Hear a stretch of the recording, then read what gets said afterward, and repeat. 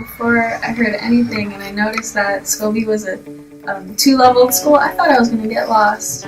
My first day, I was like, I'm going to miss every class. I'm going to be lost in this place. Yeah. I was mainly afraid of never knowing my locker combination. Yeah. That's what I was mainly nervous about.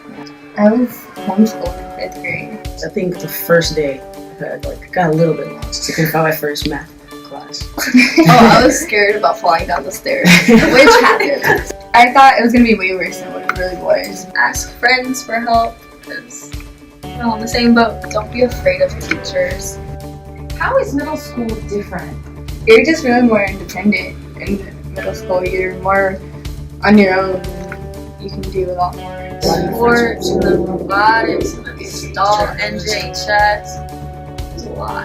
Band, mariachi, art, journalism. So you're always busy. Try everything because you don't know. You never know what you're good at. Yeah, practice. Yeah. Practice. So talk more about that.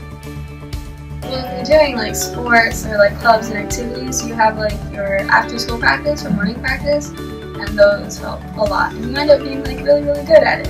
And even if you're not good at it, but you like it, and you practice, you'll always like it. So do you think that's the same for academics as well? Yeah. Especially with math, you have to practice at that. You have to put in some more work. What advice would you give to a kiddo coming over here who's nervous about the transition anyway? Don't overwhelm yourself, but make sure you practice, because the only way you're going to get good at something is if you practice. Yeah. Also, never give up.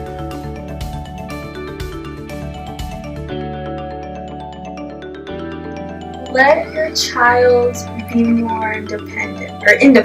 I would say let them explore, because there's a lot of parents that want their kids to do this, and they're kind of disappointed in their kid if they don't do that. And I would just say let them explore and help them if they want to stay after school for a club or for tutoring if they need tutoring, or sports. I would say try and let them do that if you can or able to. I would say really to communicate with your child. Just ask them what's going on, just so they can be more involved with their students and help them if they have any issues or anything. What kind of grades did y'all make in elementary school? A's. Probably straight A's, right? And when you come into 6th grade and you're going to 7 or 8 different classes, what maybe happens that first 3 weeks when you get the progress report, or that first 6 weeks? Sometimes you might not have what? A's. Yeah.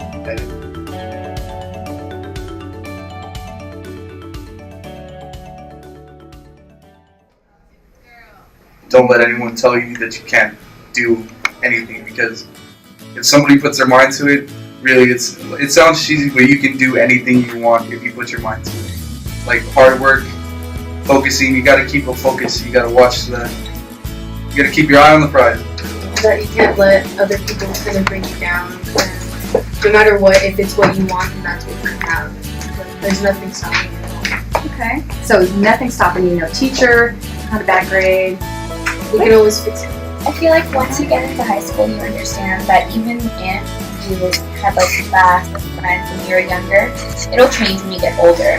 And by the time you're a senior, I'm at the point where I'm a senior, and I've outgrown most of my friends, but that's normal. It happens because you're entering a new chapter in your life. High school is more during these 4 years, you find out who you truly are. You start off as a middle school kid who just wants to fit in, and once you're in high school, with each grade, you become this person that you really didn't think you were. By the time you're senior, you're I'm way different than I was freshman year. Fitting in and everything, it's not as big a deal as you think. You have to focus on being yourself and not being a people pleaser. I feel a lot of kids are embarrassed to admit that they need help because everybody else will understand it.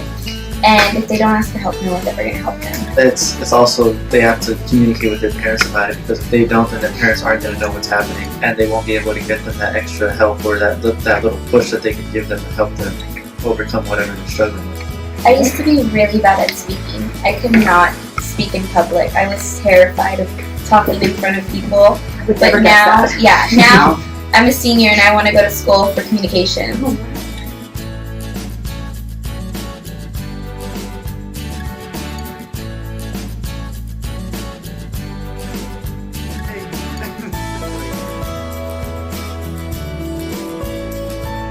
when I first started playing an instrument, I thought I wasn't going to be able to do it, but I wanted to. I said, okay, I want to be good at this instrument, I want to be musical.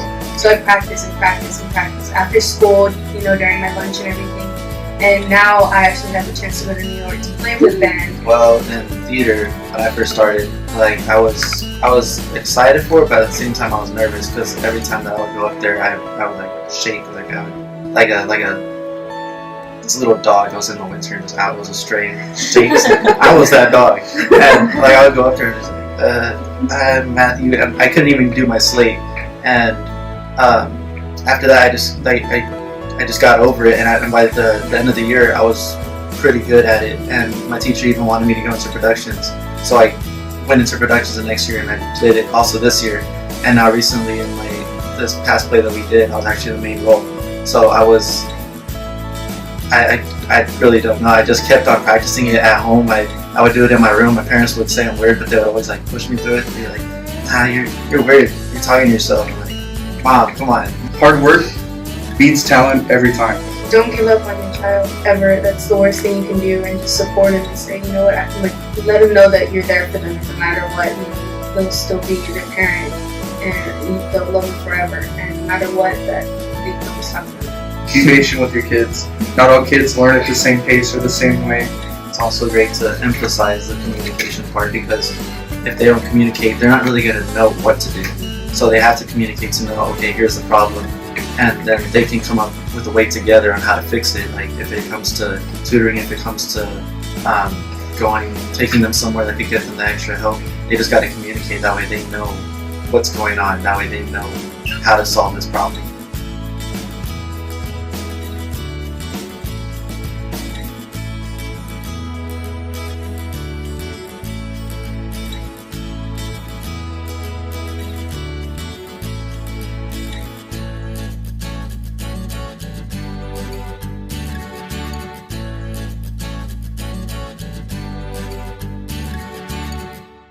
Did you all learn something about your child that maybe you didn't know before? What? My son said that he doesn't like the negativity from his peers, and I have never heard that from him. And it's Yeah. I'm the same way, and it's like, wow, I can help you. Yeah. It's really exciting. Good. So it'll open up some lines of communication. Yeah. And a lot of times it takes us knowing our best subjects to figure out what our next steps are.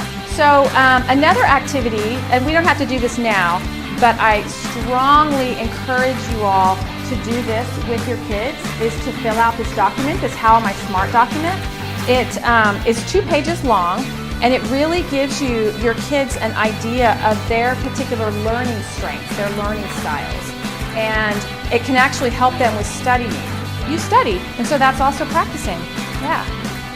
So that was one thing that we heard over and over from our kids in high school and in middle school. Their advice to you was that practice beats talent every single time.